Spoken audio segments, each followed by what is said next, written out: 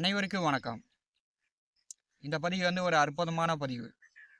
அனைவரும் காண வேண்டிய பதிவு. ஜோசியம் உண்மை பல ஆச்சரியங்களை நிறைந்தது.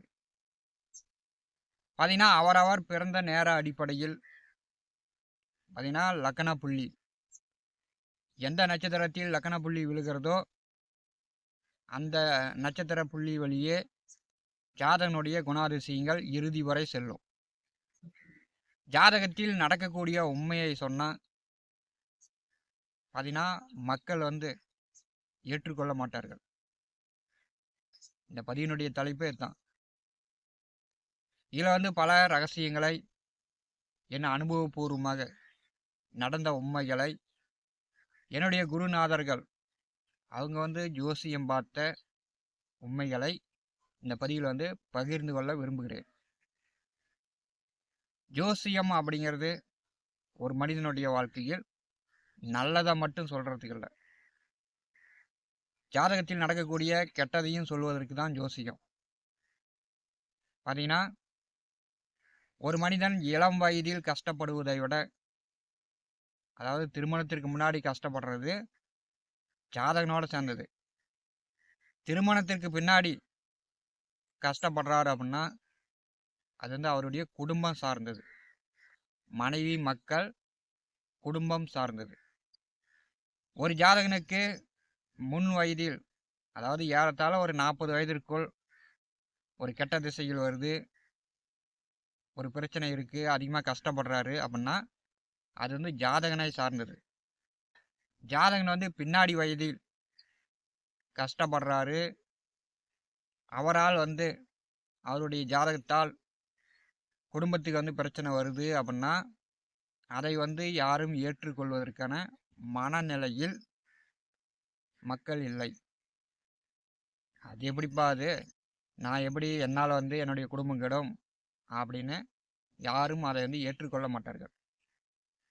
என்னுடைய அனுபவத்தில் குருநாதர்கள் ஜோசியம் பார்க்கும்போது பார்த்தீங்கன்னா கரெக்டாக அக்யூரேட்டாக நடக்கக்கூடிய விஷயங்களை டான்னு அப்படியே புட்டு வச்சார். அதன் அடிப்படையில் என்னுடைய அனுபவத்தில் பார்க்கும்போது அவங்களுடைய வாழ்வாதாரம் அதே மாதிரி தான் இருந்துச்சு. சிம்ம ராசியில் பிறந்த ஒருவர் 84 வயதில் இறந்தார். அவருக்கு என்ன ஜோசியம் சொன்னார் அப்படின்னா, உன்னுடைய பின் வயதில் வரக்கூடிய திசா புத்திகள் சரியில்லை. பார்த்தீங்கன்னா குடும்பம் மனைவி, மகன், மருமகள், பேரன் என்று கலாதியாக பிரிஞ்சு போயிடும். உன் குடும்பம் ஒற்றுமையாக இருக்காது. நீ வெளியில் பணங்காசு கொடுத்துருந்தாலும் இப்போ அந்த காசெல்லாம் வாங்கி நீங்கள் சேமித்து வச்சிங்க, வெளியில் யாரிடமும் கடன் கொடுக்காதீங்க அப்படின்னு அவருக்கு சொன்னார். அந்த ஜாதகன் அதெல்லாம் காதில் கூட கேட்டுக்கல. அப்போ தான் வெளியில் எல்லாருக்கும் தன்னிடம் இருக்கக்கூடிய காசை வட்டிக்கு விடுறார். அவருடைய ஜாதகப்படி பின் வயதில் வர வர மனைவி இறந்தார், மகன் கல்யாணம் பண்ணி மருமகள் ஒரு பக்கம் பிரிஞ்சு போயிட்டாங்க, பேரன் படிக்கும் வயதில் பேரனும் சரியா இல்லை, மகனும் ஒரு பக்கம் வீட்டை விட்டு பிரிஞ்சு போயிட்டார்.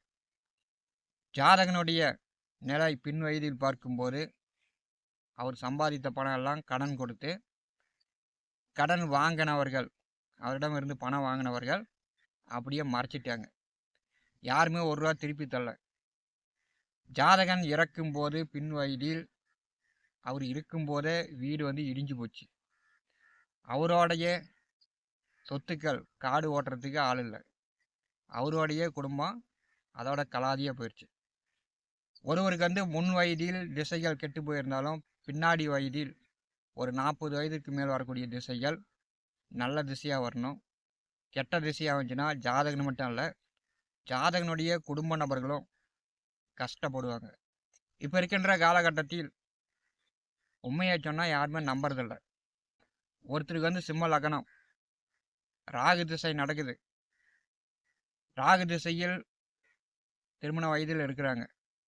இப்போ பார்த்தீங்கன்னா உங்களுக்கு ராகு திசை நடக்கு, திருமண வயதில் இருக்கிறீங்க, பெற்றோர்களை ஏமாத்துற மாதிரி, பெற்றோர்களுக்கு தெரியாமல் கூட்டிகிட்டு ஓடி கல்யாணம் பண்ணுற மாதிரி ஜாதக அமைப்பு இருக்கிறது. இதை பார்த்து அறிந்து புரிந்து நடந்து கொள்ளுங்க. வரன் பார்த்து கல்யாணம் பண்ணுங்க அப்படின்னா அதெல்லாம் யாரும் கண்டுக்கிறதில்ல. அது மாதிரி கூட்டிகிட்டு ஓடின பிறகு மரியாதை கட்டிச்சு மானம் கட்டிச்சு அப்படின்னு புலம்பிக்கிட்டு இருக்கிறாங்க. ஒருத்தருக்கு வந்து மகர லக்னம் பார்த்தீங்கன்னா ஒரு 25-30 வயதுக்குள் சுக்கிர தசை முடிஞ்சு போகுது. மகர லக்னத்திற்கு 5-10ஆம் வயது தான் சுக்கிரன். இளம் வயதில் சுக்கிர தசை முடிஞ்சு போகுது. அந்த 26 வயதுக்குள் கல்யாணம் பண்ணிடுங்க, அதுக்கு மேலே விட்டா கல்யாணம் பண்ணுறதுக்கான வாய்ப்புகள் இல்லை அப்படின்னு சொன்னால் அதெல்லாம் வந்து ஏற்றுக்கிறதில்ல. அது எப்படி கல்யாணம் பண்ணுற வாய்ப்பு இருக்காது, எனக்கு தான் இவ்வளோ சொத்து இருக்க, எனக்கு தான் இவ்வளோ வசதி இருக்க அப்படின்னு சொல்கிறாங்க. அப்புறம் 25 வயசுக்கு மேலே சூரியன் சந்திரன் செவ்வாய், மகர லக்னத்திற்கு சூரியன் சந்திரன் செவ்வாய் வந்துச்சுன்னா திருமணம் பண்ண முடியாது. அப்புறமேட்டி அவ்வளோதான், 45-50ன்னு கல்யாணம் பண்ணாமல் கிடக்க வேண்டியதான். அதே மாதிரி மீன லக்னத்திற்கு சுக்கிரன் சூரிய திசை வந்துச்சுன்னா அவருடைய வாழ்க்கை கடுமையான பாதிப்பு தான்.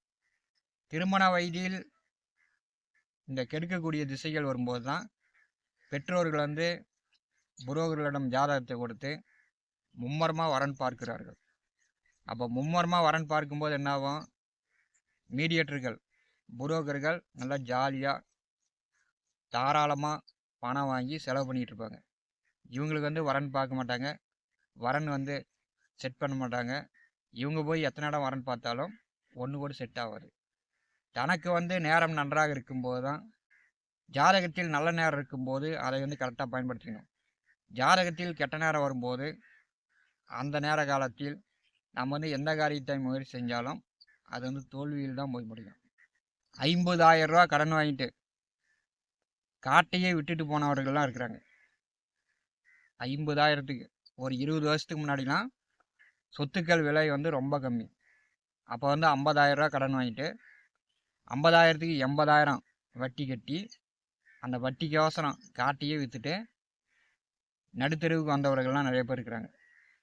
அதனால் வந்து ஜாதகத்தில் ஒருவருக்கு வந்து குறிப்பாக வந்து குடும்ப தலைவனுக்கு ஆணுக்கு வந்து முன் வயதை விட பின் வயதில் வரக்கூடிய திசா புத்திகள் நன்றாக இருக்க வேண்டும். பின் வயதில் வரக்கூடிய திசைகள் சரியில்லை அப்படின்னா அந்த நபரை திருமணம் செய்த பெண்ணும் சரி, அவருக்கு பிறக்கின்ற குழந்தைகளும் சரி அதிகமாக கஷ்டப்பட்டு கொண்டு தான் இருக்கும். இந்த உண்மையை சொன்னால் மக்கள் வந்து ஏற்றுக்கொள்வதில்லை. அது எப்படி குடும்பம் அழிஞ்சு போவோம், அது எப்படி பிரச்சனை வரும் அப்படின்னு தான் மக்கள் வந்து ஏற்றுக்கொள்ளாத மனநிலையில் மக்களுக்காக ஜோசியம் மாறி போச்சு. இப்போ மீடியா வந்து யூடியூப் வந்து ஃபேஸ்புக் வந்து பார்த்திங்கன்னா ஜோதிடம் வந்து மக்களுக்காக நல்லது சொன்னால் தான் 4 பேர் லைக் பண்ணுறாங்க, 4 பேர் வந்து ஆஹா ஓஹோன்னு பாராட்டுறாங்க. நடப்பது வந்து கிரகநிலைகள் சாதகமாக இல்லை அப்படின்னு சொல்லும்போது யாருமே வந்து அதை வந்து ஏற்றுக்கொள்வதில்லை. 35-40க்கு மேலே வயசாகி போச்சு, அப்போ வந்து ஜாதகத்தில் இங்கே கெட்ட நேரம் இருக்குது அப்படின்னு ஜாதகத்தையே மாற்றி எழுதுகிறார்கள். அதாவது ஜோசிகாரரு இவருக்கு வந்து ஜாதகமாக வரணும் அப்படின்னு ஜாதகத்தையே மாற்றி எழுதக்கூடிய அமைப்பு பெரும்பாலானவர்களுக்கு நடைமுறையில் வந்து கொண்டிருக்கிறது. ஜாதகத்தில் கிரக நிலைகள் சரியில்லைன்னா, அடுத்தடுத்து வரக்கூடிய திசைகள் சரியில்லைன்னா, தலைகீழ் நின்னாலும் என்னதான் பாடுபட்டாலும் ஜாதகனும் கெடுவார், ஜாதகனோடு சேர்ந்து குடும்ப நபர்களும் கெடக்கூடிய அமைப்பு உண்டு. இதுதான் வந்து ஜோசியத்தில் வரக்கூடிய உண்மை. அதை விட்டுட்டு கோடீஸ்வரன் ஆயிடும்னா, நான் வந்து பல ஏக்கர் சொத்து வாங்குவேனா, வண்டி வாங்குவேனா, வீடு கட்டுவேனா, அதெல்லாம் வந்து உங்களுடைய நேர காலத்தை பொறுத்து தான். ஜாதகத்தில் நேர காலம் சரியில்லைன்னா ஜாதகன் வாழ்க்கையில் இந்த பிறப்பு கஷ்டப்படுவதற்காக அப்படிதான் அப்படின்னு நினச்சிக்கிட்டு சகித்து கொண்டு தான் வாழ்க்கையை நடத்த வேண்டும். ஞான ஒளி யூடியூப் சேனலை பார்த்து கொண்டிருக்கக்கூடிய அன்பர்கள், இதுவரை நம்முடைய சேனலை சப்ஸ்கிரைப் செய்யாத அன்பர்கள் மறக்காமல் சப்ஸ்கிரைப் செய்து கூடவே இருக்கின்ற ஆல் பட்டன் அழுத்திங்க. நன்றி, வணக்கம்.